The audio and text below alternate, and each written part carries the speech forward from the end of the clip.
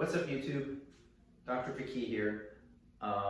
So full disclosure, before everybody starts getting angry in the comments, yes, the title of this video is meant to be provocative, so gotcha, clickbait, okay? But I still think it's very important to look at weight loss, particularly fat loss, as it can be seen from the body's perspective. So basically, if your body had a mind of its own, how is it looking at fat loss, and how this can explain why fat loss is so difficult. And later on in the video, we'll also talk about certain tips and techniques that you can use to kind of combat the body's response to fat loss and how it could possibly be, harming your progress. So first and foremost, we need to understand one very important concept in all of biology, which is evolution, okay? If you're a creationist, just end the video right here, go read a book other than the book, and then come back.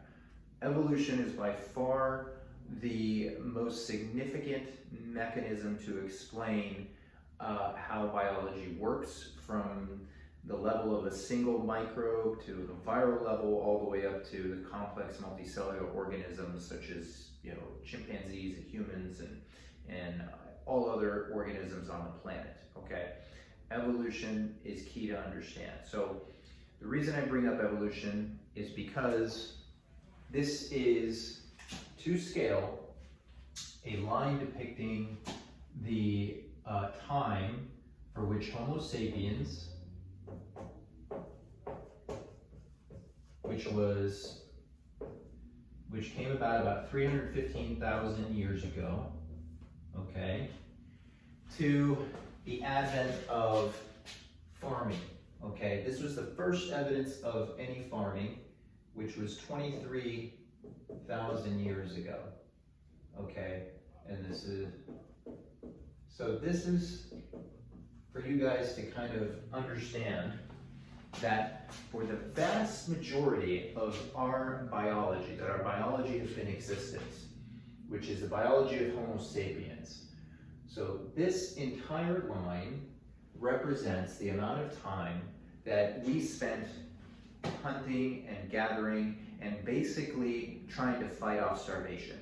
We were just like, a squirrel or a bear, trying to get as much nutrients as possible so that we would survive long periods without food, such as winters or periods of drought where we didn't have any access to any calories.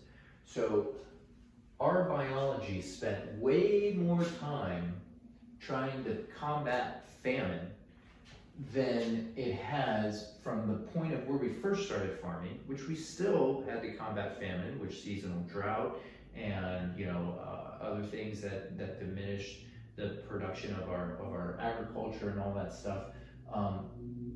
So this is just to kind of get a picture in your mind that our body is not used to having the abundance of calories that we have nowadays.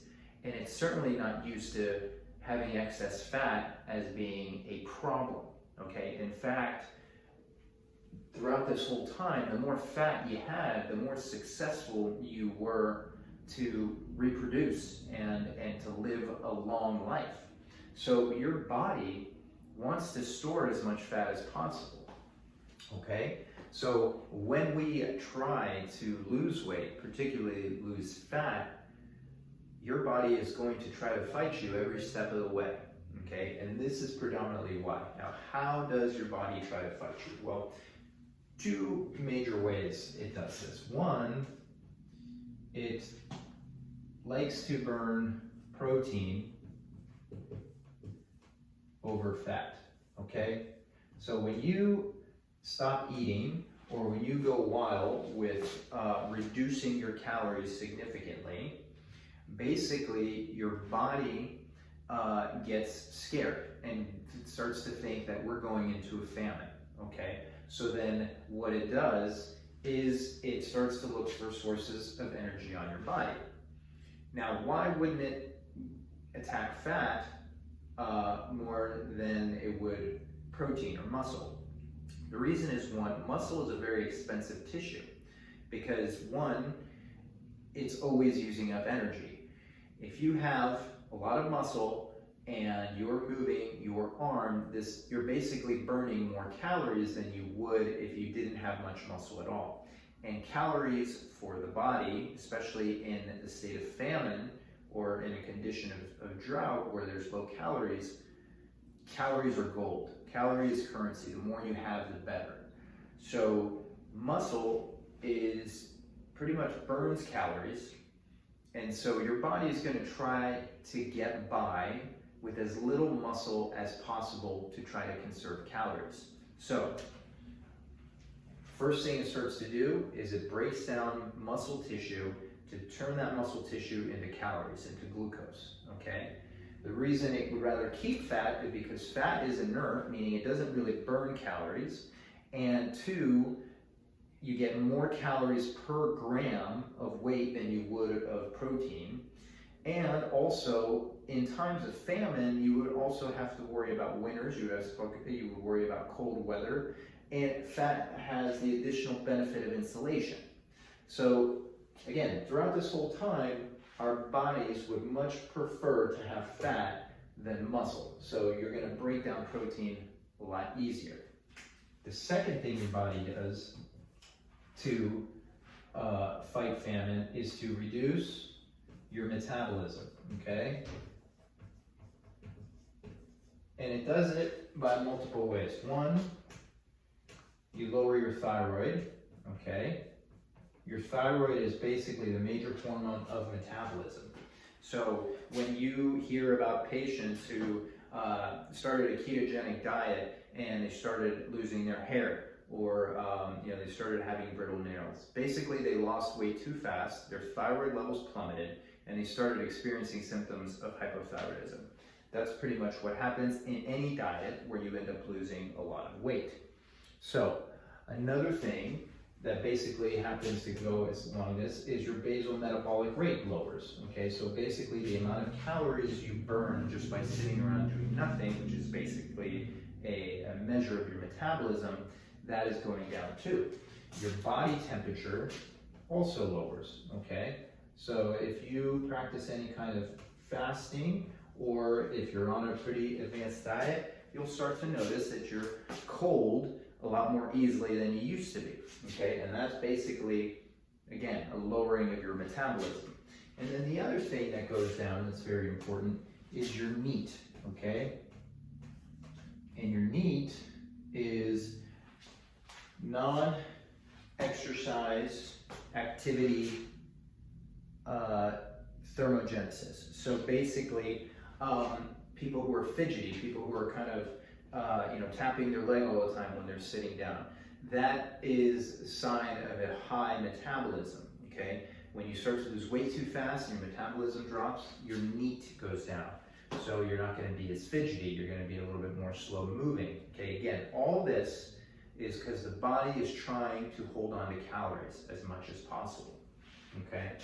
So how do we mitigate this? I mean, obviously we live in a time where we don't want a lot of fat on our bodies. One, it's not aesthetically pleasing, and two, we're at a time in human history where for the first time people are dying more from diseases of caloric excess than of caloric depletion. So, we have basically biohacked our environment that is inconsistent with our biology, which again, is why it's so hard to lose fat and keep the fat off. So how do we mitigate this? One, protein. Okay, you have to eat enough protein. You have to eat enough protein to mitigate the loss of a caloric deficit. And so this helps keep the protein in your muscles around. So you keep muscles and you keep an active metabolic tissue that helps you burn calories and helps maintain your metabolism, okay? Two, avoid rapid weight loss, okay? So all these programs that say lose weight 20 pounds in a month, or lose 10 pounds in your first week, avoid those like the plague. Those are going to destroy your metabolism, okay?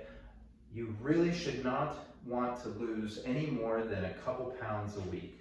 And that's the beginning. In the beginning, maybe 3 pounds a week is okay, but once you start to get 3-4 weeks into a diet, you should not want to lose any more than 1 pound a week, because any more than that is not going to be fat that you're losing. It's going to be protein. It's going to be muscle loss. So yeah, it's inconvenient to have to wait this long, but that is one of the key things that you need to do to prevent you just regaining the weight again, later on down the road. And then 3, resistance training, okay? When you train your muscles, you are sending a signal to the body that we're still using this tissue, and so we need to hold on to it, okay? Your body is a very efficient machine. It's not going to keep around unnecessary tissue that's burning calories. But if you make your body think that this tissue is necessary by lifting heavy stuff all the time, then it'll keep it around. And you'll keep your metabolism up, and you'll help continue to burn fat and eventually get the physique and the health that you want. Okay?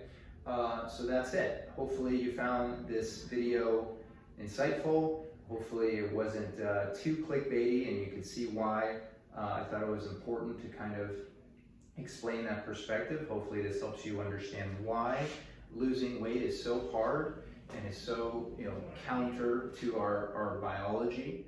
But hopefully it gave you some hope as to things you could do to improve your chances to get the weight off that you want to get off and to keep it off. And that's it. So if you like this video, please hit the like button.